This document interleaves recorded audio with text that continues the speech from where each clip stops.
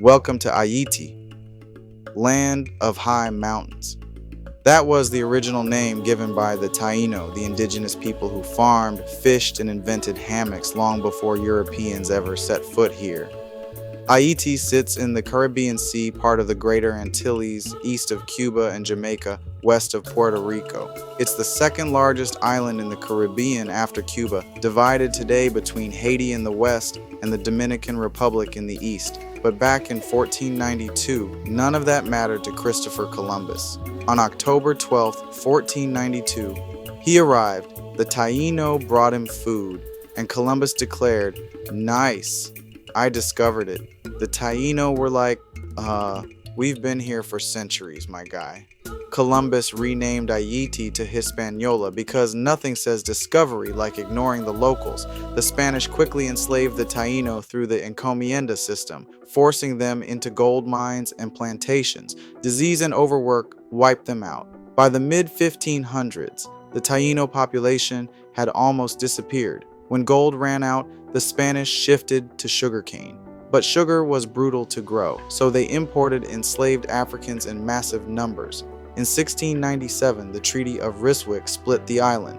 The West Third became Saint-Domingue, under France, fertile, sugar-rich, and soon the wealthiest colony in the world. The East Two-Thirds remained Santo-Domingo, under Spain, poorer, more cattle ranching, fewer enslaved Africans. By the 1700s, Saint-Domingue was the crown jewel of France, producing half of Europe's sugar and coffee. But it was built on horror. 500,000 enslaved Africans ruled over by a tiny white elite. Brutality was the system. Torture, mutilation, starvation, overwork. Life expectancy on a plantation? Less than 10 years. Some enslaved people escaped, forming maroons, free communities hidden in the mountains. Others resisted through sabotage, poisonings, or revolt. Resistance was constant. Meanwhile, in Europe and the Americas, new winds were blowing. The Age of Enlightenment, 1600s to 1700s, spread radical ideas: liberty, equality, and the rights of man. In 1776, the American Revolution declared independence from Britain with cries of liberty and freedom. That inspired the French Revolution in 1789, where liberté, égalité, fraternité, liberty, equality, brotherhood became the rallying cry. But here's the catch. When France declared all men are equal, it didn't apply to the colonies, not to the enslaved, not even to wealthy free people of color. Enter Vincent Ogé, a wealthy free man of color born in Saint-Domingue but educated in France. He read the French Declaration of the Rights of Man and thought, sounds great, but how about including me too? When rights were denied to free men of color, Ogé returned home in 1790 and launched an uprising with 300 followers. He was captured and executed in February 1791, tortured to death on the breaking wheel. His body was left on display to terrify others, but instead of fear, Vincent Ogé's death lit the spark. On August 14, 1791, at Bois Caïman, a Vodou ceremony led by Duddy Boukman, a Senegambia-born and former Jamaican enslaved leader, united rebels in the north. They swore to destroy slavery. One stormy night, fires lit the sky. On August 22, 1791, tens of thousands of enslaved Africans rose up. Plantations burned, sugar mills were destroyed, hundreds of whites killed or fled. Within weeks, over 100,000 enslaved people joined the revolt. Saint-Domingue, the richest colony in the world, was in flames. By 1792, three groups were fighting: white planters, divided between pro-independence and pro-France, free people of color demanding equality, enslaved Africans demanding freedom. France sent troops to restore order, but it was like throwing a teacup of water on a cane field fire. Then the chaos widened. Spain, from the east, armed rebels to weaken France. Britain, from Jamaica, invaded in 1793, hoping to snatch the colony, and France itself was at war with Britain and Spain at the same time. Saint-Domingue became a world war in miniature. Amid this chaos rose Toussaint Louverture. Born enslaved, he was freed in his 30s, self-educated, and a brilliant strategist. By 1793, he was leading rebel forces with iron discipline.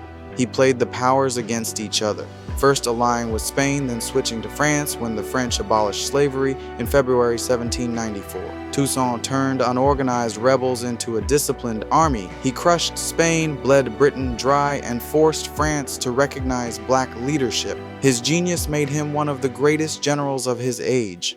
But in 1802, Napoleon Bonaparte tried to restore slavery. He sent 60,000 troops under his brother-in-law, General Leclerc. They underestimated Haiti. Guerrilla warfare, tropical terrain, and above all, yellow fever and malaria decimated the French. Tens of thousands died. Napoleon captured Toussaint by trickery, shipping him to France, where he died in prison in 1803. But the revolution didn't end. Leadership passed to Jean-Jacques Dessalines, Toussaint's lieutenant. Unlike Toussaint, Dessalines had no patience for negotiation. His motto, liberty or death. On November in 1803, Haitian forces defeated the French at the Battle of Vertières, the final crushing blow. On January 1, 1804, Dessalines declared independence, restoring the name Haiti. Haiti became the first black republic in the world, the only successful slave revolution in history. But Dessalines feared the French would return. From February to April 1804, he ordered the killing of nearly all remaining French colonists, between 3,000 and 7,000 people. Executions were carried out with knives and bayonets to avoid warning others with gunfire. He pardoned the whites that were hiding, and when they came out, they were immediately killed. Reportedly, Dessalines ordered the unwilling to take part in the killings, especially men of mixed race, so that the blame should not be placed solely on the black population.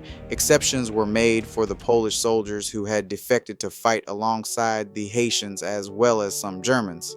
They were instead granted full citizenship under the Constitution, even though Dessalines had declared that all Haitians would be considered black. It was brutal. It was controversial. But Dessalines saw it as the only way to ensure slavery could never return. We must remember that the French colonies were among the most brutal in their treatment of enslaved people. Punishments often included mutilation, being burned alive, and prolonged acts of torture. The Haitian Revolution shook the world.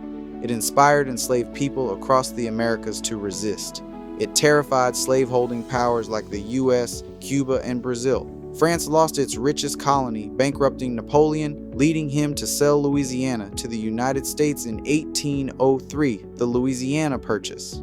Haiti's very existence challenged the idea that slavery was natural or permanent. From hammocks to hurricanes, from chains to cannons, Haiti faced the greatest empires of its age and won. The Haitian Revolution wasn't just a local rebellion, it was part of a global story, more sparked by Enlightenment ideals, inspired by the American and French revolutions, and carried further than either dared to go. January 1st, 1804, liberty or death, and they chose liberty.